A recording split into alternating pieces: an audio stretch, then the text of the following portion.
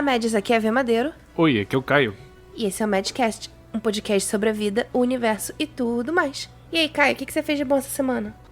Eu finalmente, depois de, 10 anos, eu acho, ou já deve estar pra fazer 10 anos, parei pra jogar o Portal 2, um clássico dos jogos de computador, da Valve. Eu já tinha zerado o primeiro, na época que lançou, 2007, velho pra caramba. Só que por algum motivo eu não parei pra jogar o 2 até hoje. Aí eu finalmente botei vergonha na cara e resolvi sentar pra zerar esse clássico. Eu sei qual é esse, eu nunca joguei, na verdade, nenhum da franquia Portal, mas é um desses jogos que eu tenho vontade de jogar. Ainda não parei pra pegar nenhum, mas eles parecem divertidos, né? Eles têm essa mecânica de transporte, não é isso? Você abre os portais e se joga de um lado pro outro. Sim, o legal dele é que ele é um jogo de puzzle, mas que tem história. Tem diálogo, tem um enredozinho, tem os acontecimentos, né? Os puzzles é isso, não é? Ou aonde você tem que abrir um portal, fechar outro, esse tipo de coisa, pelo que eu sei. Sim, tem os quebra-cabeças pra você utilizar os portais pra poder passar pelas áreas. Mas no meio disso tudo tem várias coisas que acontecem. Uhum. E tá gostando do jogo? Pô, é sensacional. Não sei por que até hoje eu não joguei esse clássico. Ele é engraçado, ele é inteligente, né?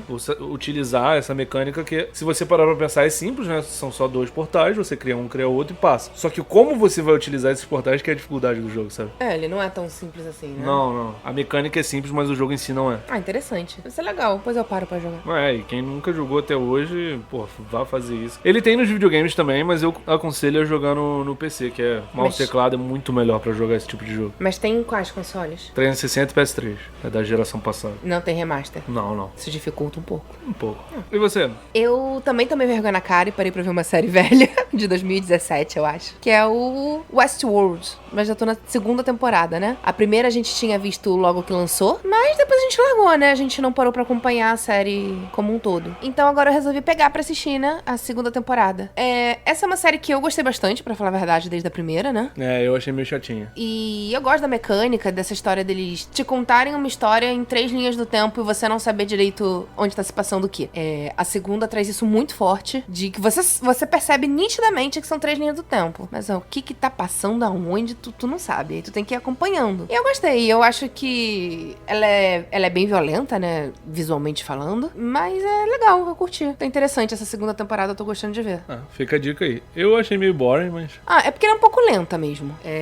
Principalmente a primeira temporada, né? Ela acaba demorando pra desenvolver. Mas a segunda não é tão lenta assim, não. Como já aconteceu, né? O plot, ela vai caminhando. Mas eu gosto dessas coisas mais devagares, né? Eu acho que a discussão sobre inteligência artificial mostrou isso.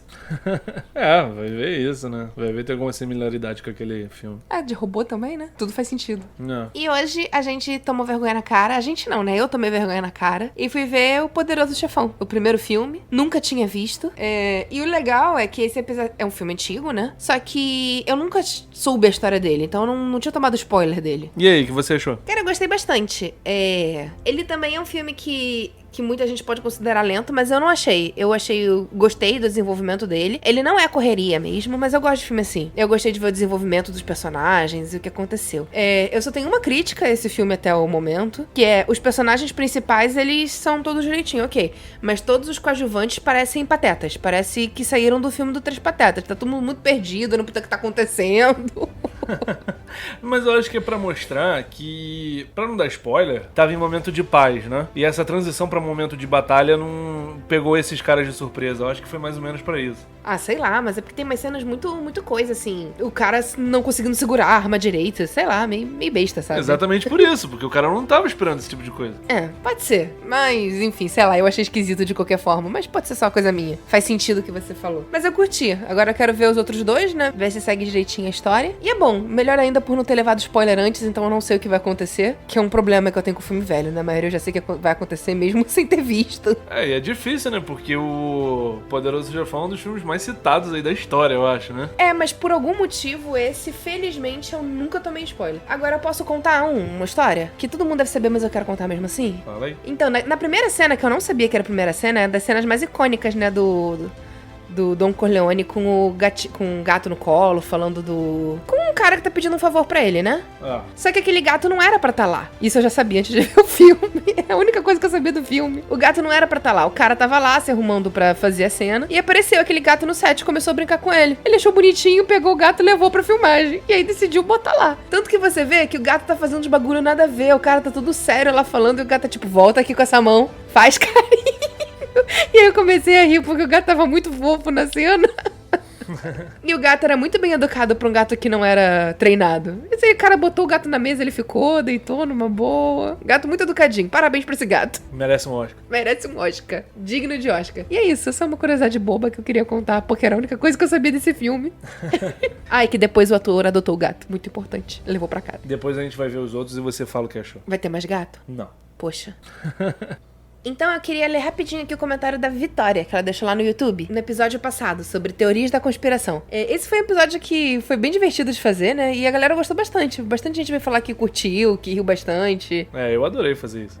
Então possivelmente viram outros. Mas ela deixou lá. Eu já tinha ouvido falar da teoria que a tecnologia 5G da chinesa Huawei iria roubar teus dados e tal. Essas outras são muito loucas. Mas a Huawei roubar teus dados não é teoria, né? Todos eles fato. já fazem. Não, mas parece que a Huawei é mais forte. Eles roubam mais na cara dura. Alguma coisa assim. Ela é menos segura de todas, pelo que eu ouvi falar. Acho que foi até você que me falou isso. Porque eu disse que queria comprar um celular da Huawei e você falou pra não fazer isso.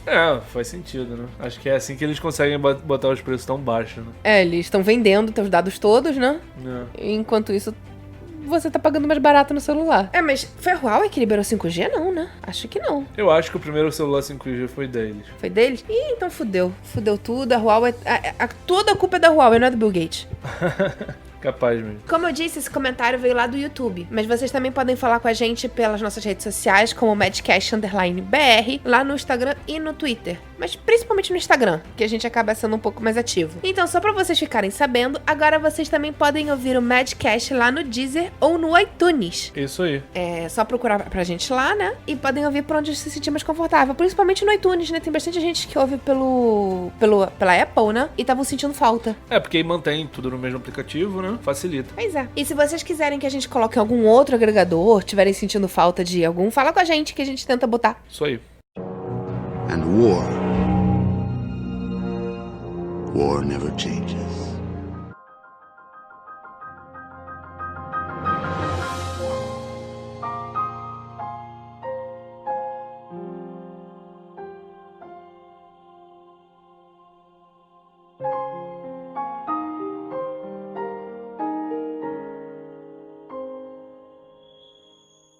E o tema de hoje vai ser sobre um assunto que eu gosto muito, que são jogos de mundo aberto. Hoje a gente decidiu voltar com um tema mais nerd e falar sobre videogames. Isso aí. Explica pra mim, e pra quem não sabe, o que é um jogo de mundo aberto, Caio? Jogos de mundo aberto são aqueles que tem um cenário grande e aberto. Você é livre pra fazer o que você quiser no momento que você quiser, sem ficar preso numa trilha, sabe? Você pode fazer o que você quiser, né? Você não precisa seguir aquela história linear. Você pode fazer missões secundárias no momento que você quiser, missões primárias e ficar indo de um canto para o outro ao seu bem entender. Geralmente os jogos de mundo aberto, eles funcionam bem parecido com um RPG, né? Que você tem side quests, você vai passando de level. Nem todos têm level, mas em uma forma geral, né? Você tem esse tipo de atributos. Você consegue ter experiência e por aí vai. São aqueles jogos que normalmente tem bastante coisa para você fazer, né? Tu vai passar 50, 60 horas ou mais nele, né? Eu acho que não tem limite, né? Você pode dizer 60, vai ter alguém que vai dizer que foi 70, vai ter outro que vai dizer que foi 100 e por aí vai. Com certeza. A sua paciência é o limite. Sua vontade, né? Até onde o jogo não te deixa entediado. Exatamente. Então, só pra falar um pouquinho sobre, eu trouxe aqui algumas informações sobre quais foram os primeiros jogos de mundo aberto que a gente tem registrado por aí, né? Sim. O Ultima 1, ou The First Age of Darkness, foi desenvolvido por Richard Garriott e foi lançado em 81. E tem muita gente que acha que esse foi o primeiro jogo de computador realmente de mundo aberto. No terceiro jogo dessa mesma franquia, que foi Ultima 3, né, ou Exodus, expandiu ainda mais os conceitos de mundo aberto, porque ela introduziu outros meios de transporte, como cavalo, barco e por aí vai. Então isso pode ser considerado exemplo de uma jogabilidade sandbox. O Ultima já é um clássico dos jogos. Tem até um segmento que é online, que é o Ultima Online, que foi muito conhecido. Não sei se ainda tem gente jogando, mas eu sei que ele foi um dos primeiros MMOs a ter milhares, até milhões de jogadores, sabe? Esse Ultima é MMORPG. O Ultima Online é. Os outros 2 não. Os Não. outros 3 não. Não. E explica pra mim o que é jogabilidade sandbox. Os jogos de sandbox são aqueles que são abertos e que você é livre pra jogar do jeito que você quiser. Então o jogo que não é sandbox é aqueles que tem uma história mais certinha. Que é mais linear. Entendi. Mesmo estando num mundo aberto, entendeu? Você tem que seguir aquela história, né? Exatamente. Vamos lá. Um bom exemplo de sandbox é o Minecraft. Ele é um jogo aberto, você faz o que você quiser e ele não tem uma quest pra você seguir, sabe? Você meio que faz o que você quiser. Como o nome diz, é sandbox. Você brinca do jeito que você quiser, entendeu? O sandbox é literalmente de caixinha de areia. Daquelas caixinhas de areia que você pode construir o que você quiser. Exatamente. Agora entendi. Então, voltando, né? O simulador espacial Elite foi lançado em 84 e ele é acreditado como pioneiro nesse conceito de mundo aberto. Há diversos jogos antigos, né, que eles oferecem vários tipos de habilidade pro jogador na hora de explorar o mundo, como variedade de veículo terrestre, por aí vai. E aí, só pra gente dar um exemplo de um jogo que não é sandbox, já que a gente falou daquele último que é, a gente tem o Zelda, né? O primeiro Zelda que foi lançado em 86 no Japão. Ele é considerado um jogo de mundo aberto porque a jogabilidade dele não é linear. Você pode fazer as coisas na ordem que você quiser. Porém, ele tem uma história linear. Então, ele tem aquela história certinha pra você seguir. A história dele tem início, meio e fim certinho pra você ir seguindo, né? Então, essa é uma curiosidade bem divertida, né? Porque esse Zelda acabou inspirando outros jogos de aventura, como o próprio Metroid e o Final Fantasy, em que eles têm um mundo aberto, mas nem tão aberto assim, né? Porque são jogos mais antigos também. Sim. O próprio Final Fantasy é meio que assim também, né? Você tá livre pra andar, mas tem que seguir a história certinho. A história principal. Você tem... O mundo é gigantesco, mas a história nem tanto, né? Então você tem que ir seguindo aquilo. Mas acaba sendo divertido de qualquer forma, porque traz mais... te deixa mais imersivo, né? Dentro do jogo. Dá uma certa noção de liberdade, né? Te engana. Em alguns jogos pode te enganar mesmo. Logo depois dos jogos single player, vieram muitos multiplayer, né? MMO, como eu falei do Ultima Online, tiveram muitos MMO e eles são de mundo aberto, né? Como World of Warcraft, por exemplo. O próprio Ragnarok, né? Que é um dos mais conhecidos que a gente tem aqui no Brasil. O Ragnarok ele fez muito sucesso por aqui. Então, é por isso que eu falei especificamente Brasil. Na Coreia, que é o país original. Mas lá fora, nos Estados Unidos, por exemplo, que é o maior mercado de qualquer coisa, né? Não mais. Não. Então acaba sendo outro exemplo bem legal de jogos de mundo aberto, né? Por própria característica, todo MMO, não sei se não todo, a grande maioria deve ser mundo aberto. Além de trazer as coisas do single player, né? De você estar livre de fazer da forma que você quer, você ainda pode fazer isso com seus amigos, né? Numa party, né? Exatamente. Então traz o bom dos dois mundos, né? É bem legal mesmo. Você sempre, assim, eu lembro, né, da nossa época de colégio, em que a gente saía do colégio, chegava em casa e já corria pra ligar o Ragnarok, pelo menos na minha época. Pra juntar com os amigos e fazer as missões. Era super divertido. Com certeza. And war never changes. A gente resolveu trazer alguns exemplos de jogos de mundo aberto que não são MMO, né? São coisas mais pra você fazer sozinho, de uma forma geral. Apesar de algum deles terem modo online, eles são mais conhecidos por ser sozinhos, né? Só pra gente comentar um pouco sobre a história do jogo e aí a gente vai comentando um a um o que a gente gosta e o que a gente não gosta nesses jogos. Então, vamos começar com o mais famoso que a gente tem hoje em dia, que é o The Witcher 3. The Witcher 3 já virou um dos jogos mais aclamados da história, né? Qualquer top 10 que a gente vê de qualquer tipo de jogo de videogame. Jogo de videogame, tem que ter The Witcher 3 falando no top. Ou se... lista de jogos de mundo aberto, lista de jogos de RPG, jogos medievais, fantasia, sempre vai ter o The Witcher 3 lá no meio, né? Sempre. Agora, posso começar falando mal?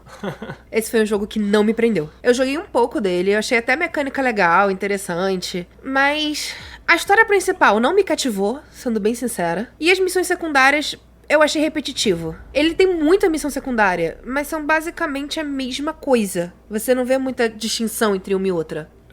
Eu acho muito bom, é um jogo muito bem feito, a história dele é sensacional. Eu, pelo menos, gosto da história, eu acho legal. Eu gosto dos personagens, eles são bem cativantes.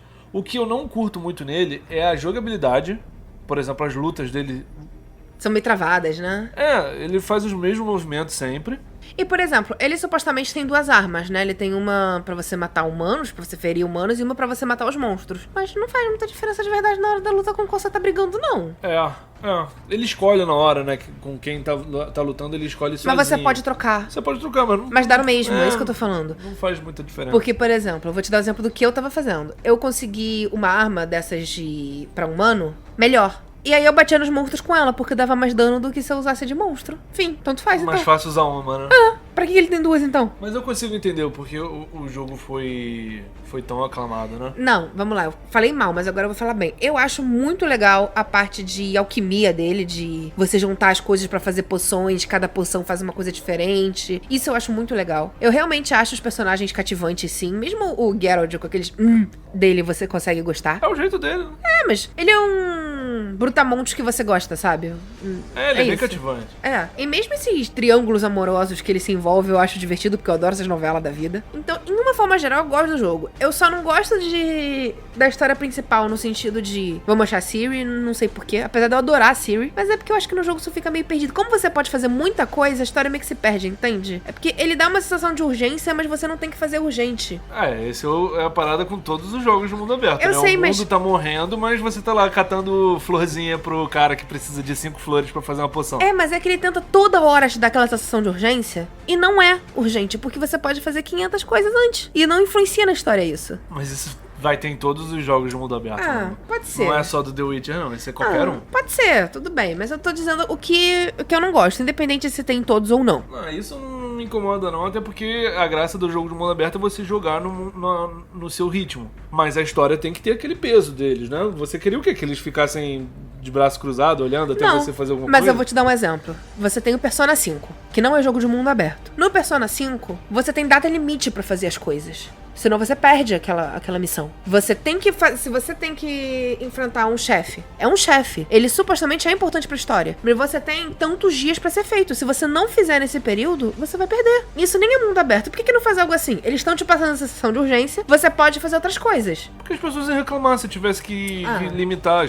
O mundo aberto sei. eu faço o que eu quiser, na hora que eu quiser. Se você limitar, você vai limitar e as pessoas não gostam disso. Pode ser, mas bem, enfim, essas são as coisas que eu não gosto. Apesar disso, eu acho The Witcher um jogo legal. Eu só não fiquei louca por ele, igual muita gente ficou. Os gráficos pra época são sensacionais. Ele traz umas jogadas de câmera parecendo com um filme, bem cinematográfico na hora das conversas, nas cutscenes. Ele é muito bem dirigido. Eu adoro o você poder escolher as ações. E nesse, você realmente escolhe as ações. E as ações geralmente têm consequência no relacionamento com aquele personagem. E isso eu acho muito legal. E com o mundo também, né? Então assim, se você escolhe ajudar ou não, isso realmente pode te influenciar mais pra frente. E isso é uma coisa que é porque eu gosto desses jogos de date, né? De falar com as pessoas. E eu gosto disso. Então eu gosto muito dessa parte dele. Sim, e tipo, se você ajuda alguém aqui agora, mais pra frente ele pode te ajudar também. Ou se você ferrar com alguém, essa pessoa pode te ferrar mais pra frente, né? E até o matar, né? Tipo assim, você escolhe não matar alguém. Essa pessoa de qualquer forma pode vir se vingar de você mais pra frente. E por aí vai. Então isso é muito legal. As escolhas têm peso, né? Isso é uma coisa que eu tenho que dar o braço a torcer, que ficou muito bem feito nesse jogo. Dá pra entender porque as pessoas escolhem muito ele sempre nas listas, né? Dá, eu consigo entender, mas eu acho que as pessoas podiam olhar um pouquinho mais além também, porque tem outros jogos que a gente vai falar aqui que são tão bons quanto e eu acho que mereciam um pouco mais de destaque. E eu preciso falar que eu prefiro os livros. Ok. Eu não li os livros, mas, por exemplo, entre a série e o jogo, eu prefiro o jogo 1000 vezes. Mas não vamos falar dessa série agora, vamos pro próximo jogo? Então vamos falar de GTA. GTA 3, como a gente estava falando da história dos jogos de mundo aberto, o GTA 3 foi o primeiro jogo, se não for o primeiro, foi um dos primeiros, mas foi com certeza o mais significativo, né? O jogo 3D de mundo aberto, porque ele trazia você pra aquela ilha, né? Ele se passa em Liberty City, que é uma paródia, né? Uma adaptação de Nova York. Claro que tem suas limitações pra época, mas ele tenta trazer com bastante realismo aquela cidade, né? Pra fazer você se sentir dentro de Liberty City, que seria Nova York, né? E ele foi muito revolucionário por isso, né? Por trazer gráficos e a imersão pro mundo. A série GTA, ela faz muito sucesso até hoje, né? Tanto que esse GTA V, eu acho que ele tem pra todos os consoles possíveis e imagináveis e vai continuar tendo. Ele é o jogo mais lucrativo da história até o momento. As pessoas continuam comprando, continuam querendo. Parece que é um jogo que as pessoas não enjoam. Vai lançar pro PS5, se bobear vai lançar pro PS6 também. Vai lançar pro PS10. Exatamente por isso, porque ele tem uma comunidade muito grande, né? As pessoas são apaixonadas por GTA. Eu preciso falar que o meu favorito é o 4, é o que a gente volta pra Liberty City, só que dessa vez com os gráficos mais atualizados, né? Que é pra PS3, então ele já tem mais uma fidelidade gráfica. E a imersão que eles fazem pra aparecer com Nova York é sensacional, cara. Eu nunca fui em Nova York, mas eu sinto que eu já fui só por ter jogado esse jogo, sabe? Só uma curiosidade, eu nunca joguei nenhum jogo GTA porque não me chama atenção. Eu não gosto da temática, em uma forma geral. Então eu não vou falar de história, nada disso. Porém, eu tenho uma dúvida. Todos os jogos GTA, eles são baseados em uma cidade dos Estados Unidos. Sim. Só que nenhum deles é a cidade, são só cidades baseadas. É uma paródia. Então, nenhum deles se passa em Los Angeles, especificamente. Se passa em outro lugar. Los Santos. Ah, entendi. Eu pensei que realmente fosse Los Angeles. Não. Eu sei que, por exemplo, nesse de Los Angeles, eles mapearam ruas mesmo, das mesmas lojas que tem em Los Angeles, você consegue achar lá no jogo. Por isso que eu achei que fosse a Não cidade. mesmo, mas a geografia que você diz, né? Tem a mesma estrutura, não vai ter o mesmo nome da loja, mas a exatamente. fachada da loja é a mesma. E se é uma loja de diamantes, vai ser uma loja de diamantes no jogo também, só vai ter outro nome. O trabalho que eles fizeram pra adaptar, o último é o 5, né? É um jogo muito bem feito, né? O GTA V, ele parece uma cidade de verdade, né? Esse é o do... É esse que eu tô falando? De Los Angeles, não?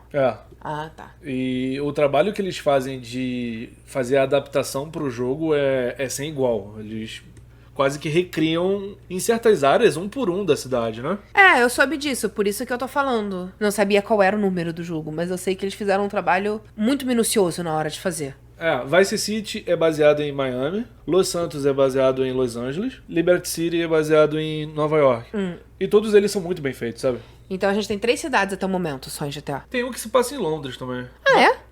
Mas é uma, se não me engano, é uma expansão do primeiro. Que legal. Mesmo assim é legal eles terem saído do Estados Unidos, sabe? É um jogo pequenininho, ele é só pra fazer uma graça. Entendi. Mas divertido mesmo assim. Bem, eu sei que a comunidade GTA é grande, que as pessoas gostam muito de GTA. E que, diferente de vários outros jogos que a gente vai falar aqui, mesmo a galera que não é tão entendida de videogame, curte GTA.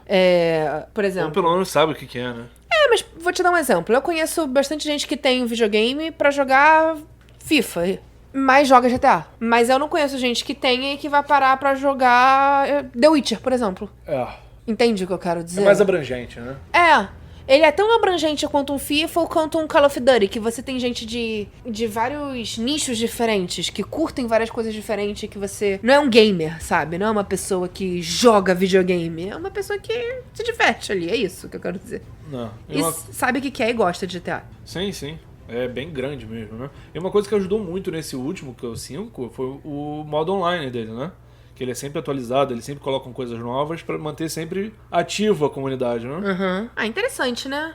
Eu posso não gostar, mas tem que dar o braço a torcer que eles fazem um trabalho bem feito, né? Com certeza. And war never changes. E outro jogo medieval, fantasia muito bom, é a série The Elder Scrolls. The Elder Scrolls. Que o último que nós temos aí, que foi o mais famoso, né? Foi o Skyrim. Cara, esse eu preciso dizer que é um dos meus jogos favoritos, ponto. De mundo aberto, é o meu jogo favorito, não tem nenhum que eu goste mais do que ele. E de jogo, em uma forma geral, é um dos meus favoritos, não adianta. O Skyrim, ele conseguiu fazer uma coisa comigo que poucos jogos fazem, que é realmente me colocar lá. Sabe? Esse jogo prende muito, né? Cara, e é muito engraçado, porque eu não fiz a quest principal até hoje. Tantos anos depois eu não fiz. Não? Porque tem tanta coisa pra você fazer e as missões secundárias são tão divertidas, são tão legais você ver o que acontece, que eu vou indo pra elas. Eu não quero fazer a missão principal pra não acabar. O legal do Skyrim é que ele parece Wikipedia, né? Tu senta e tu vai clicando em vários links. É a mesma coisa, só que tu fala com um NPC, ele vai te mandar fazer uma parada. Aí naquela cidade que você foi, você fala com outro NPC, ele vai te mandar. Quando tu vai ver, tu tá numa espiral de sidequests que tu não... Tu abre lá o menu que você vê todas essas quests, sidequests, e tem um livro lá. Daqui a pouco tá 1 milhão de coisas pra tu fazer, né? A primeira vez que eu joguei o Skyrim, que foi no lançamento dele, eu fiquei maluco quando eu vi os primeiros trailers e tal. Cara, eu acho que eu sentei no final de semana e devo ter ficado as 48 horas na frente do videogame, sabe? Eu não consegui largar. Não, Skyrim é muito bom. Eu acho que foi o único jogo que fez isso comigo. Um dos poucos jogos que fez isso comigo, né? De te prender e tu não querer largar, sabe? Infelizmente eu demorei muito pra jogar porque eu não tinha um computador que rodasse Skyrim. Aí eu comprei pro PlayStation 3. Só que você lembra, né, que os loadings eram infinitos, demorava muito cada loading. A versão de PS3 é a pior que tem. Então me irritava, então eu não joguei direito o Skyrim lá, inclusive fiquei meio, não gostei tanto, achei a temática legal, mas não curti tanto, porque enjoava você ficar vendo aquelas 3 horas de carregando. Agora, você comprou, né, pro PS4 e resolvi dar mais uma chance. E puta que pariu, foi amor, assim. Eu lembro que eu trabalhava perto de casa e eu vinha jogar no almoço. Era mastigando enquanto só jogava pra poder jogar mais. E o bom é que o jogo não é dividido por capítulo, nem por cenário, então você pode jogar de 5 minutos e largar e salvar. É. Você tá livre pra fazer isso. E o legal dele, pra mim, é o universo. Cara, o universo dele é maravilhoso. Dá vontade de você morar lá. Eu queria ser o Dovahkiin. Dragonborn. Dovahkiin é Dragonborn Não na importa. língua. Eu quero ser Dragonborn, não quero ser Dovahkiin. Foi um dos primeiros jogos que os NPCs eles têm uma vida própria, né? É. Ele tem horário pra acordar, ele tem trabalho, ele vai pra sua rotina, né? Hoje em dia já virou uma parada mais normal. Só que em 2011 isso explodiu minha cabeça. Aí mesmo hoje em dia ele faz de uma forma muito diferente do que todos os outros fazem. Eu acho, pelo menos. Não, hoje em dia já tá bem comum isso, né? Só que em 2011 não existia isso. Caio, eu tinha esposa, filho, uma casa. Nenhum outro jogo eu tinha esposa, filho e casa. É, exatamente, isso que eu tô falando. Você tem uma vida lá dentro, né? Sim, você Não pode... só você, como o mundo tem uma vida. E as coisas mudam de acordo com o que você tá fazendo. É muito louco isso. Não, é um jogaço, dá pra você... Esse é o jogo que mais me prendeu na história. Eu acho que de prender também foi... Se não foi foi 2. É um dos jogos que eu tenho mais horas aí também. Comparando com o The Witcher, sempre tem essa briguinha, né? The Witcher versus Skyrim. O que traz o Skyrim pra mim pra ser o jogo superior é que você se sente lá dentro. O jogo é em primeira pessoa, ou seja, você tá sempre olhando o que o personagem tá olhando, e você entra naquele universo, né? Você faz aquilo, você vira o que você quer se transformar. Você quer ser o chefe dos ladrões, você pode ser o chefe dos ladrões. Você quer ir pra escola de magia? Você pode fazer a escola de magia. Você pode fazer as duas coisas. Você pode fazer tudo o que você quiser, você não tá preso. Você quer ser gatuno? Você pode ser gatuno. Você pode ser mago? Você pode ser mago. Você pode ser um mago com uma massa e dando porrada com uma mão e soltando magia com a outra? Você pode. é. Você faz o que Exatamente. você quiser. E no The Witcher, você é o Geralt. É. Você é um bruxo. Você é aquilo que ele é. Você tá procurando a Ciri. Você tem as magias que ele tem. Você tem aquelas magias que são bem limitadas, na minha opinião. É. Você tem as duas espadas e acabou. Isso. Você não pode usar massa, você não pode usar lança, você não pode explodir tudo, você não pode trazer meteoro do céu. Você é muito limitado, né? Você é o Geralt, você faz o que o Geralt quer. É. Enquanto no The Elder Scrolls, principalmente no Skyrim, você é você naquele jogo, né? Você é o que você quiser. Se você quer seguir a história principal, tudo bem, você segue. Agora, se você quiser fazer igual eu fiz, que você faz 500 sidequests e foda-se a história principal, o jogo não te impede, nada muda. O Você quer universo criar uma casa? Você pode criar uma casa. Tem dias que eu fico só brincando de casinha lá. Fico levando comida, a esposa fica lá fazendo coisa, minha filha tá brincando e é isso.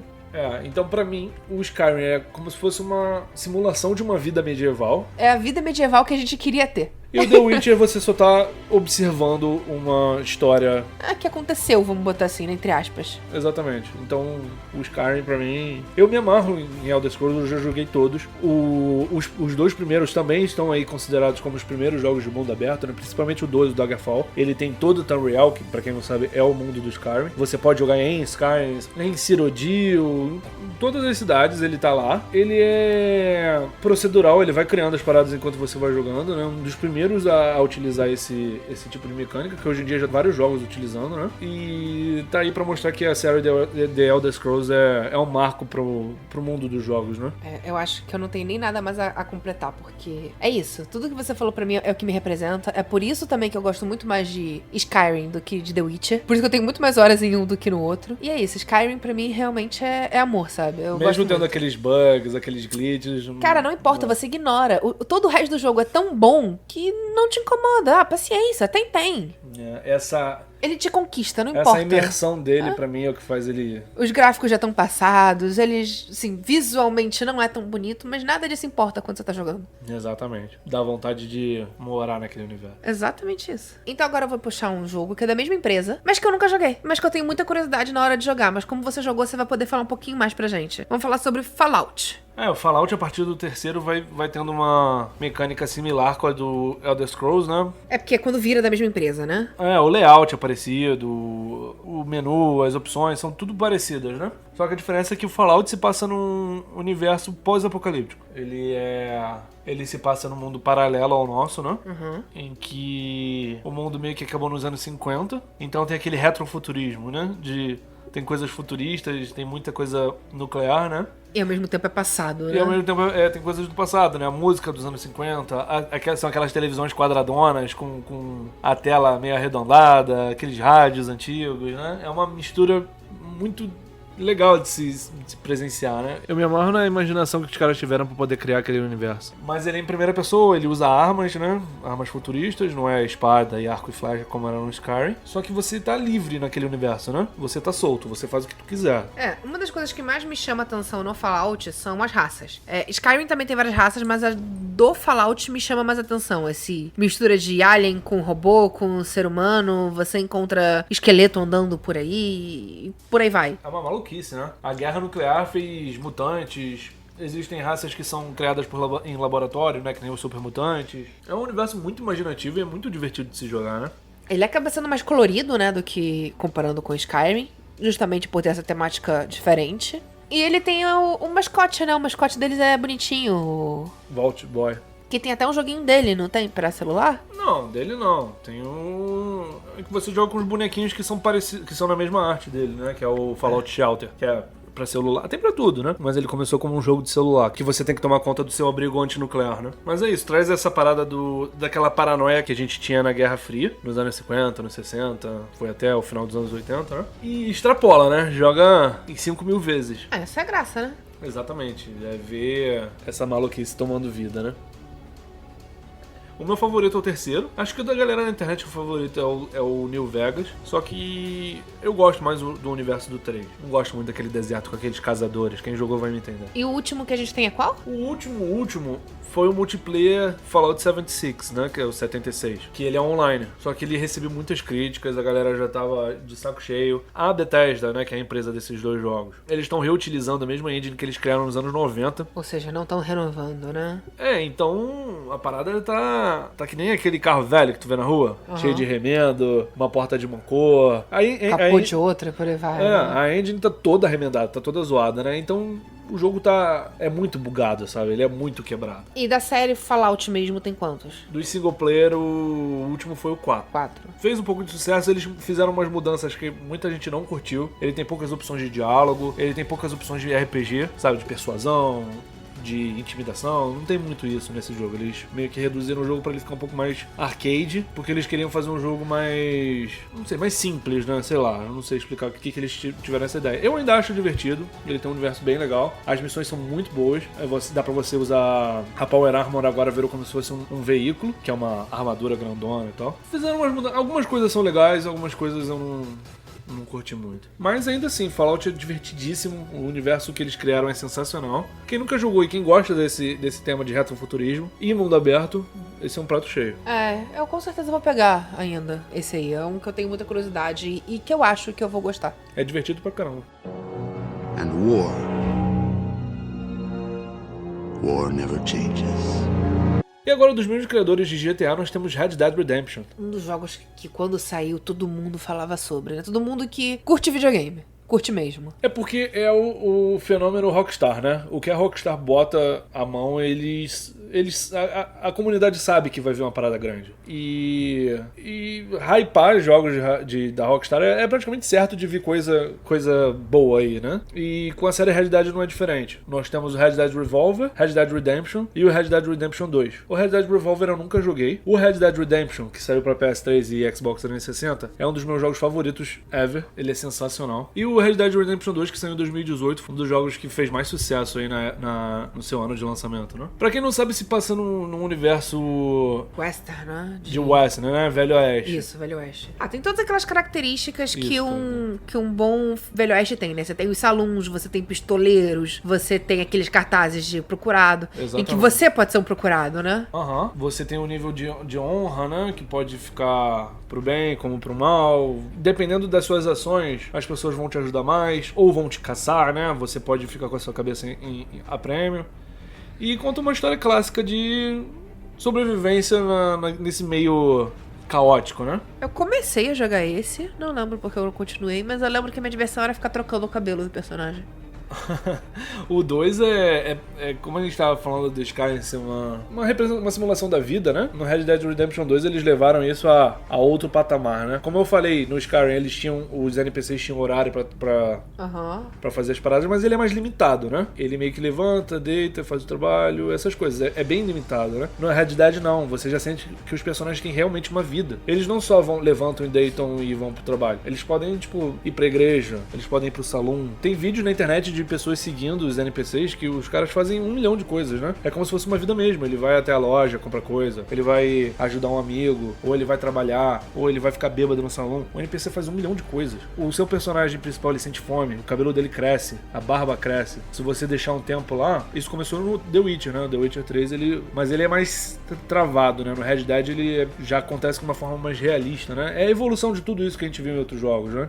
Ele foi pegando tudo que deu certo e foi aperfeiçoando, Exatamente, né? É o outro nível, é o outro patamar de todas dessas características que a gente falou aqui, né? E o Red Dead 2 é o suprassumo do que um jogo de mundo aberto deve ser, sabe? Ele sente fome, os seus companheiros sentem fome, você tem que ajudar eles sentem frio, você tem que tomar conta do seu vilarejo, né? Do seu acampamento. E sem falar nisso é a narrativa, né? A história dele é sensacional, é nível de Hollywood, se bobear é acima disso. Você se sente lá no meio daqueles personagens, né? Você se sente na situação deles, você se compadece de tudo que acontece com eles, as merdas, as coisas boas, você se sente traído quando eles são traídos. Isso tudo é característica de um bom roteiro, né? Uma boa atuação dos dubladores também, né? Da galera que faz o... Eles fizeram um trabalho, assim, com muito carinho, né? Com muito... Quando eu digo carinho, é pela questão de atenção. Com muita atenção de detalhes, né? Eles me parecem que, assim, escolheram minuciosamente tudo, cada detalhe, quem ia fazer a voz, como ia ser. Não foi uma coisa, faz aí. É o que me parece, né? De realmente dar atenção. Até porque eles devem ter feito isso porque a comunidade já era grande, né?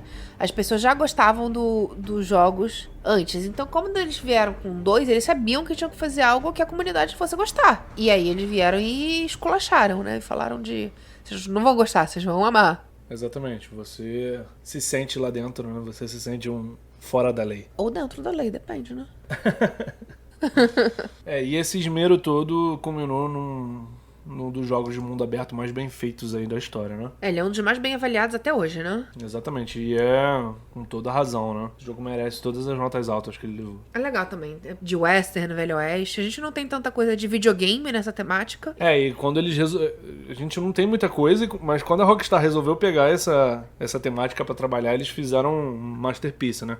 Fizeram o jogo mais épico possível. Então é bem legal, porque é um tema que muita gente gosta, independente, né, de jogo ou não. Muita gente gosta do tema Velho Oeste. Sim, instiga muita curiosidade, né? Como dizem, é uma terra sem lei, né? É aquela área que... Duelo de pistola. A arma era lei. Todo mundo cuspindo naqueles bagulho de metal, por aí vai. Instiga muita curiosidade e é muito interessante quando é bem explorado, né? Você tem que jogar esse jogo mascando tabaco. Então vamos pro último exemplo que a gente trouxe de mundo aberto. Então agora eu vou trazer um da Nintendo, que faz muito sucesso, é um dos jogos mais aclamados que a gente tem hoje, da Nintendo, de mundo aberto e da franquia, que é o The Legend of Zelda Breath of the Wild. A gente tá com 2 vindo aí, né, já anunciado, já em produção. Isso. Ele é um jogo de mundo aberto que ele é muito bonito, visualmente falando. As cores dele, o ambiente dele. Mas... A gente falou que o Red Dead pegou todas aquelas características de mundo aberto e elevou à perfeição. E Breath of the Wild, pra mim, anda de mãos dadas com isso, com essa parada, né? Eles pegaram essas ideias e transformaram de cabeça pra baixo, sabe? Eles pegaram essas ideias e botaram num mundo mais cartunesco. Só que ficou bem feito, sabe? Os NPCs também têm vida própria. Eles são realistas. Quando começa a chover, eles procuram abrigo. Os animais são bem selvagens, né? Você sente que é um mundo vivo, porém você ainda percebe que tá numa parada fantasiosa, né? Ele tem essa dualidade, né? De realista com fantasia. Eu acho que isso foi o que fez esse jogo fazer tanto sucesso quanto fez, né? É possível, eu entendo o que você tá falando, mas aí, por favor, não me xinguem. Mas eu não gosto muito desse jogo, você sabe disso. Foi um jogo que não me pegou. Eu não concordo com você, essa história dos personagens terem uma vida. Eu não consegui sentir isso. Eu vejo eles se escondendo de chuva ou esse tipo de coisa. Mas eles são personagens que Não importa o mundo que você vá, os personagens vão te dizer a mesma coisa. As missões são pequenininhas. Não, pra mim, não passa essa sensação toda que um Skyrim passa. De mundo, assim, o mundo é aberto porque você vai pra onde você quiser. Mas eu não sinto tantos elementos de RPG, vamos botar assim. Porque não é RPG. Eu sei que não é RPG, mas o que eu quero dizer é que, por exemplo, o próprio Red Dead que você tava falando. Se você seguir os personagens do Breath of the Wild, não vai acontecer nada. É porque o Breath of the Wild é o que o nome dele já diz. Ele é o respirar da natureza. A parada dele é você entrar em imersão com a natureza, né? Você se enfiar nas florestas, nos rios, nas montanhas. Essa é a parada que ele quer trazer, né? Ele quer trazer o poder que a natureza tem para aquele universo. Tá escrito no nome dele, né? É muito divertido você pegar e escalar uma montanha, você pular de uma montanha e olhar o horizonte, sabe? Tem mares, tem rios, tem ilhas. Eu acho todo mundo muito bem feito, assim. A forma contínua como o mundo realmente vai, ou se você ir reto, você tá no alto de uma montanha, você vai uma montanha lá na puta que pariu. Uma outra montanha, né? E se você for reto, você vai chegar lá. E você vai ver realmente o universo inteiro à sua volta.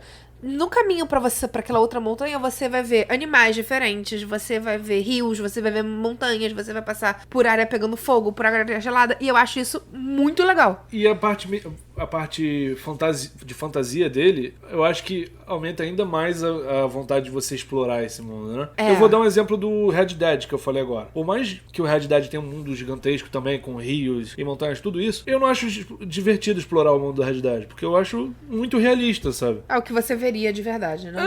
Você não tem muita coisa pra você fazer lá. Já no Breath of the Wild, você tem ainda aquelas partes de fantasia, né? Que todo Zelda tem. Você tem bokoblins, você tem dragões voando, você olha no horizonte e vê um dragão gigantesco. Os dragões são muito bonitos voando em volta de uma montanha. Por exemplo. E isso te dá vontade de ir lá e ver o que é aquilo que tá voando lá do outro lado do planeta. Agora, se você pega o Red Dead, por mais realista, o gráfico dele é lindo. Parece que se você pegar uma foto dele e pegar uma foto da vida real, você pode até se confundir. Agora, não dá vontade de você chegar e atravessar o rio pra ver o que tem lá do outro lado. Porque você sabe que vai ter mato. Agora, no Breath of the Wild, você pode achar uma caverna com um item, você pode achar um dragão, uma shrine, uma side quest, uma parada assim que te instiga. A fantasia dele, ele te instiga você a explorar esse universo. Esse foi um dos poucos jogos, como eu falei, do Skyrim, que me prendeu. Eu conseguia passar centenas de horas jogando ele porque ele me instigava a jogar. Ele me dava curiosidade pra saber o que tem naquele mundo, né? Me dava vontade de explorar e descobrir o que tem lá. Esse jogo não me prendeu. Eu só queria terminar, vambora. Porque eu achei repetitivo, inclusive, assim. Eu entendo tudo que você tá me falando. Eu concordo que a natureza é linda, mas chegava uma hora que você meio que já sabia que ia ter lá. Pra mim, pelo menos. Pra mim não era uma surpresa ou algo assim. Talvez seja um problema meu, não sei. Talvez pode ser porque eu acho o jogo muito confuso. A mecânica dele eu acho confusa. Eu não gosto da mecânica do Zelda. Desse Zelda, especificamente. Tanto que você se irritava comigo porque eu confundi os botões porque pra mim era confuso. E isso pra mim acabava sendo um empecilho pra mim na hora de curtir o jogo, entende? Pode ser um problema meu, tanto que muita gente realmente gosta e tem esse jogo muito alto. Mas é gosto, né, gente? Não adianta. Pra mim não foi. Apesar disso tudo, eu gostava de ver os Koroks. Eu acho os Korok muito bonitinhos, muito fofinhos. No Zelda, ele tem várias raças, né, também. Ele é um universo medieval. Os Koroks, nesse caso, são o povo da floresta. Isso, e eles são fofos e a forma como cada um é único, eles se repetem, ok, mas se repetem não se repetindo ao mesmo tempo. A personalidade acaba sendo diferente, a folhinha é diferente, a cor é diferente. E eu achava isso muito fofo de ficar vendo. São pequenos detalhes, né? E aquele Korok grandão que faz a dancinha é bonitinho. O jogo todo bonitinho, assim. Tem muita coisa que você olha e olha que bonitinho, que bonito isso aqui. Olha esse campo florido, que coisa linda. Isso tudo é. Eu acho que é isso que fez esse jogo fazer bastante sucesso, né? Porque ele pega tudo aquilo que a gente falou no início, né? De jogos de mundo aberto. Só que ele bota aquela cara da Nintendo. Ele tem esse cara é o charme de Nintendo, dele, né? Ele tem um charme. Ele tem aqueles personagens... Isso é outra coisa que eu ia dizer. Coloridos e felizes. Eles são bem cartunescos, né? E as pessoas adoram isso. Eu, por exemplo, adoro esse universo que a Nintendo cria, né? Os guardiões que a gente tem que ir atrás de... São 4, não são? Os Divine Beasts. Sim. Que cada um tem um guardião.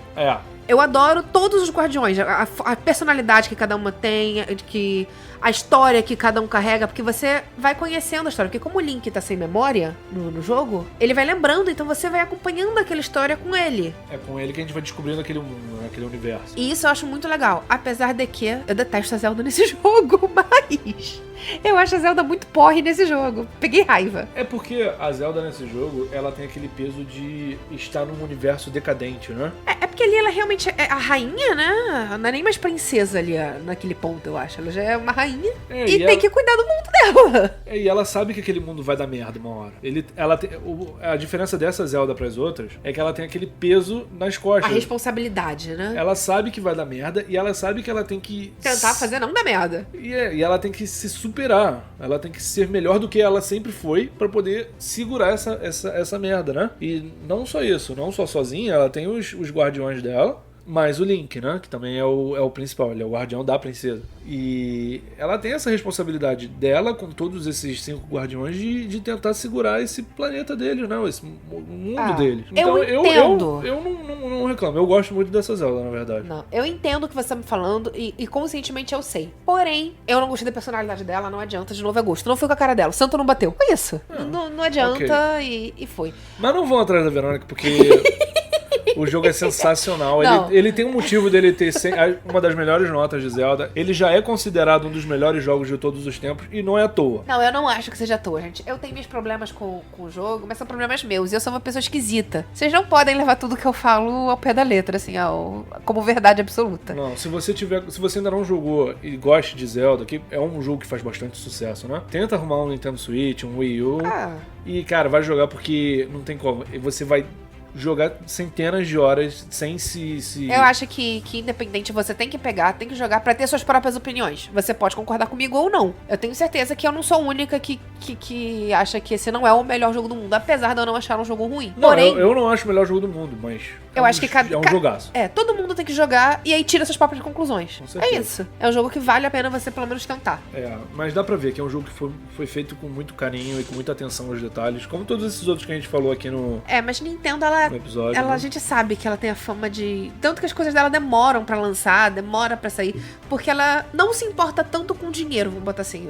Parece, pelo menos, que dinheiro nunca é o principal motivo, né? Eles querem fazer o jogo da forma que eles querem fazer, né? Exatamente. Independente de sair correndo e vamos lançar logo pra ganhar dinheiro. Só vai sair quando tiver tudo certinho do jeito que eles querem, então você sabe que isso é o esmero, é o cuidado que eles têm com a franquia. Então, com certeza, ruim não vai ser. Zelda é uma franquia que tá aí há tantos anos e não ia ser nesse jogo que ia morrer. Então, com certeza, principalmente se você gosta de Zelda, vale a pena você ir ver. E se você joga de jogos de fantasia, jogos de mundo aberto em geral, esse é um jogo bom em todos esses aspectos. Concordo. Mas é só deixar. And war never changes. Vamos pro nosso modo co-op? Isso aí. Modo que a gente fala se vale a pena ou não fazer aquilo que a gente tá falando em grupo. Eu vou passar de jogo em jogo e a gente comenta se rola ou não, ou como rola fazer a experiência em grupo. Porque alguns desses aqui a gente chegou a fazer em grupo. Sim. Então vamos lá. A gente falou primeiro de The Witcher. Cara, The Witcher eu acho que é um jogo muito de escolhas próprias. Então eu acho que não é muito legal de você fazer em grupo, a não ser que vocês dois pensem muito igualzinho. Senão um dos dois não vai ser tão feliz, entende? Eu não aconselho jogar em grupo porque é um jogo gigante. Ele é monstruoso e ele é muito pessoal, né?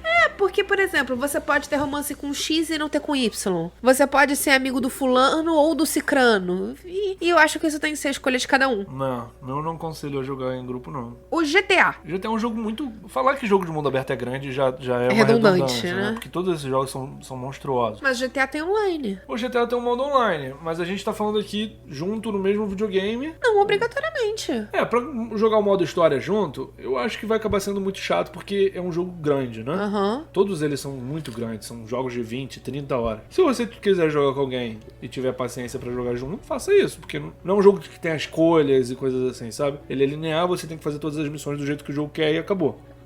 Só saiba que o jogo é grande, né? Se você tiver vai com o tempo, né? Agora, o modo online vale a pena, porque é bem divertido, né? Eu já vi você jogando várias vezes ele online, né?